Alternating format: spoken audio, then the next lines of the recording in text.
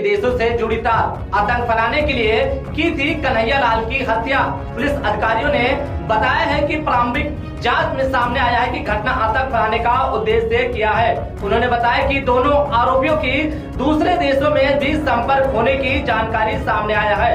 भाजपा के पूर्व विधायक नुपुर शर्मा के समर्थन करने पर गला काटने के मामले में मुख्यमंत्री अशोक गहलोत के सामने पुलिस अफसरों ने कई बातें रखी हैं। उदयपुरी घटना को लेकर बुधवार को हुई उच्च स्तरीय बैठक में पुलिस अधिकारियों ने बताया कि प्रारंभिक जांच सामने आया है कि घटना के प्रथम आतंक फैलाने का उद्देश्य से किया गया है। उन्होंने बताया कि दोनों आरोपियों के दूसरे देशों में भी संपर्क होने की जानकारी सामने आई है। सीएम बोले कि सख्ती से हो उपद्रवियों पर कार्रवाई। तो वहीं दूसरी ओर मुख्यमंत्री अशोक गहलोत ने एक बार फिर लोगों से शांति बनाए रखने की अपील भी की है। गहलोत ने कहा कि इस घटने में मुकदमा UAPA के तहत दर्ज किया गया है, इसलिए अब आगे की जांच NIA के द्वारा की जाएगी, जिसमें राजस्थान के ATS पूरी तरह सहयोग करने के पुलिस एवं प्रशासन पूरी राज्य में कानून व्यवस्था सुनिश्चित करना एवं उपद्रव करने के प्रयासों पर सख्त से कार्रवाई करे। तो वहीं पोस्टमार्टम की रिपोर्ट के मुताबिक कातिलों ने धारदार हथियार से कन्हैया पर 26 वार किया था। उनके शरीर पर 13 कट के गहरे घाव पाए गए हैं। उनमें से अधिकतर गर्दन के आसपास हैं। बताया जा रहा है कि गर्दन के शरीर से अलग करने की पूरी कोशिश भी की गई थी। तो वहीं टीम को मिली आउट ऑफ टर्न प्रमोशन। इससे पहले सीएम गहलोत ने आरोपियों को पकड़ने वाले के लिए भी बड़ा ऐलान किया है। अशोक गहलोत ने ट्वीट करते हुए कहा कि उपद्रवियों के घटना शामिल आरोपियों की गिरफ्तारी करने वाले 5 पुलिसकर्मियों को तेजपाल, नरेंद्र, शौकत, विकास, गौतम के आउट ऑफ टर्न प्रमोशन देने की फैसला भी किया है। तो वहीं उपद्रव की घटना के बसपा सुप्रीमो मायावती और सपा अध्यक्ष अखिलेश यादव ने भी निंदा की है। मायावती ने राजस्थान सरकार से अपील की है कि वो आरोपियों की सख्त से कानून की सजा दिलाना सुनिश्चित करे। तो वहीं पर रघुनाथ प्रताप सिंह उर्फ राजा भैया ने निंदा की है कि राजा भैया ने ट्वीट कर कहा है कि उपद्रवियों के घटना कोई सामान्य हत्याकांड नहीं है। उन्होंने कहा कि पूरे तरह से आतंकी घटना है और प्रदेश सरकार को इससे कड़ाई से निपटान किया जाए। देखिए पूरी खबर यूपी लाइव 100 न्यूज पर। अभी भी मेरे पास खबर आई है कि दोनों आरोपी गिरफ्तार हो गए हैं। अच्छी बात, क्योंकि तो टेंशन हो गया वहां पर। जिस रूप मारा गया व्यक्ति को बहुत दर्दनाक है। जितनी कंडेम करें उतना कम है। जघन्य अपराध है। आरोपी बख्शेंगे नहीं हम लोग, चाहे वो कोई भी हो। पर आज चिंता लग जाती है सब जगह। तो ये हिंसा जो है विकास में रुकावट पैदा करती है। हिंसा विकास को रोकती है, भाईचारे को रोकती है। इससे बचना चाहिए हम लोग। और विकास वही होता है जब घर में शांति होती है, भाइयों में, तो विकास परिवार करता है। जहाँ झगड़े होते हैं वो परिवार पिछड़ जाता। ये बात लागू होती है गांव के लिए भी, जिलों में भी। देश भर में आपने गुस्सा है, दूरियां बढ़ गई हिंदू मुस्लिम को लेकर के। अच्छी बात नहीं। सबको साथ साथ रहते आए हैं, आगे भी साथ साथ रहना है। वोटों की राजनीति अलग है, परंतु आप वैसे आपस में दूरियां बढ़ी हुई वो अच्छी बात नहीं है। आपस में भाईचारा सिखाओ सबको, तब जाके हमारा मुल्क एक रहेगा, अखंड रहेगा, मजबूत बनेगा।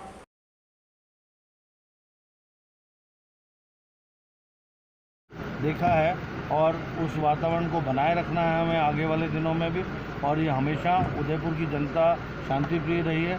कुछ लोग इसमें इस तरह की घटनाएं करते हैं, उससे हमें ये ध्यान रखना चाहिए कि यदि हमने उग्र होकर कुछ किया तो ये उनके मंसूबे जो वो चाहते थे वो हो जाएगा। सरकार की तरफ से क्या आश्वासन दिया है? देखिए, आश्वासन जो उनको दिया है कि उनके जो आश्रित हैं उनको जो UIT में रिप्लेसमेंट सर्विस से उनको लिया जाएगा और जन सहयोग से उनको एक मुआवजा राशि है जो उनके परिवार को दी जाएगी। कितनी दी जाएगी सर? वो देखिए 5 लाख तो उनको कोर्ट से जो प्रतिकार पक्ष है उसको मिलता है, वहाँ से मिलेगा। और बाकी जितने अधिक से अधिक हम लोग करवा सकते हैं लोगों से अपील करके, वो उसको करवाने का प्रयत्न करेंगे। और जिसने भी अपराध किया है उसके खिलाफ कार्रवाई होगी।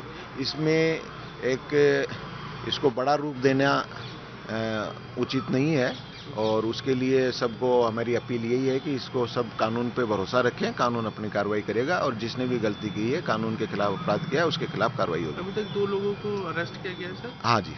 और सर क्या अभी मौजूदा कंडीशन है, स्थिति लोग? बिल्कुल कानून व्यवस्था की स्थिति पूर्णतः नियंत्रण में है, किसी प्रकार की कोई घटना नहीं हुई है।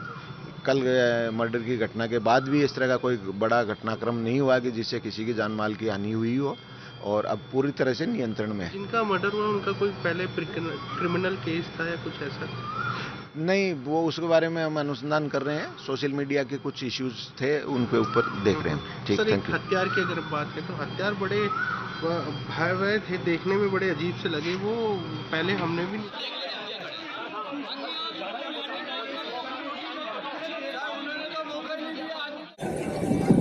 ये बहुत ही दुखद भी है, शर्मनाक भी है। मैं समझता हूँ कि माहौल ठीक करने की आवश्यकता नहीं है। पूरे देश के अंदर तनाव का माहौल बन गया है।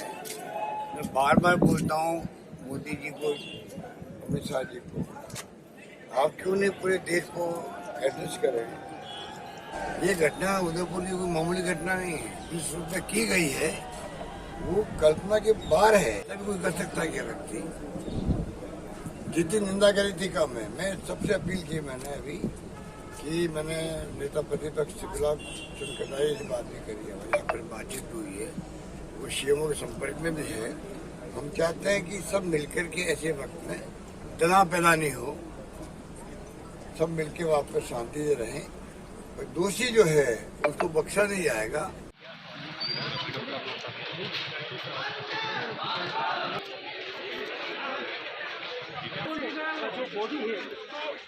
मैं सभी हमारे जो नागरिकों से अपील करना चाहूँगा कि कानून अपना काम कर रहा है, अपराधी की कोई जाति नहीं होती है। शांति व्यवस्था बनाए रखें, जिसने अपराध किया उसके विरुद्ध सख्त से सख्त कार्रवाई होगी और जो पीड़ित परिवार है उसको जो यथासंभव अधिकतम सहायता हम देंगे सरकार की ओर से। देखिए, जैसे ही सूचना मिली पुलिस जाब्ता यहाँ लगा दिया गया था, अधिकारी भी मौजूद हैं और हम भी, मैं और कलेक्टर साहब तत्काल आ गए और इन लोगों ने कुछ बातें रखी हैं अपनी।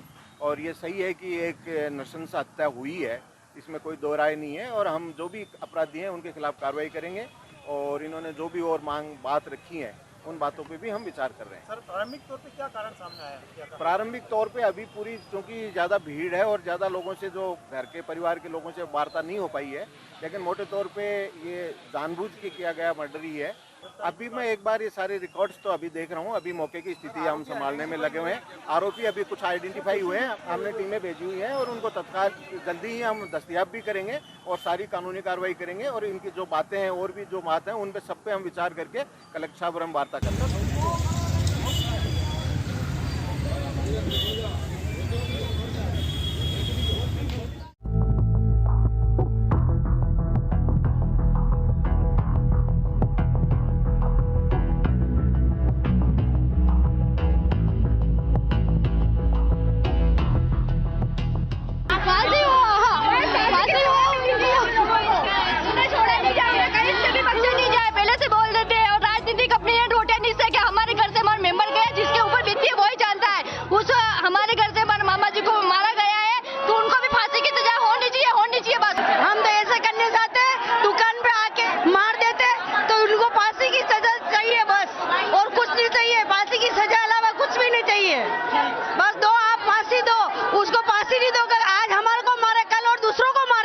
पहले कोई आपसी रंजिश नहीं थी और नुपुर शर्मा का जो एक व्हाट्सएप पे उन्होंने डाला था, उनके बच्चे ने गलती से डाल दिया था, उसकी दुश्मन ने निकालने के इन्होंने ऐसा किया। थोड़ा सा अगर पुलिस प्रशासन पहले जो इन्होंने एफआईआर दर्ज कराई, थोड़ा बहुत अगर उनके ऊपर ध्यान लगाया जाता तो ये हत्या नहीं होती। ये कुछ पुलिस की भी नाकामी है और पुलिस भी कुछ गवर्नमेंट के दबाव से काम नहीं करना चाहती है, क्योंकि गवर्नमेंट का ऊपर प्रेशर है राजस्थान सरकार का, उसकी वजह से ये हत्या हुई है। राजस्थान सरकार भी इसके लिए जिम्मेदार है और पुलिस प्रशासन भी जिम्मेदार है। बाकी ये कुछ भी घटना नहीं हो सकती थी अगर पुलिस प्रशासन थोड़ा बहुत ध्यान लगाती थी इसके लिए, लेकिन पुलिस प्रशासन कुछ करना ही नहीं चाहती है।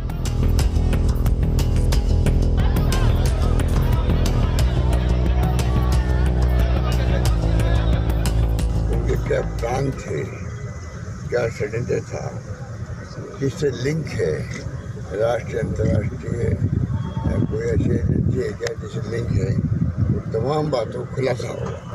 तो ये इसको हम गंभीरता से ले रहे हैं कि घटना कोई मामूली नहीं है और ऐसे हो नहीं सकती जब तक कोई अंतर्राष्ट्रीय या राष्ट्रीय स्तर पर कोई जो ऐसे रेडिकल एलिमेंट है उससे लिंक नहीं होता। चले गए, लिखित में देखेंगे कि भाई हमें अब कोई कार्रवाई नहीं चाहिए, हम साथ साथ रहते हैं और हमारे में जो भी मनमुटाव था, जो भी कंफ्यूजन था, दूर हो।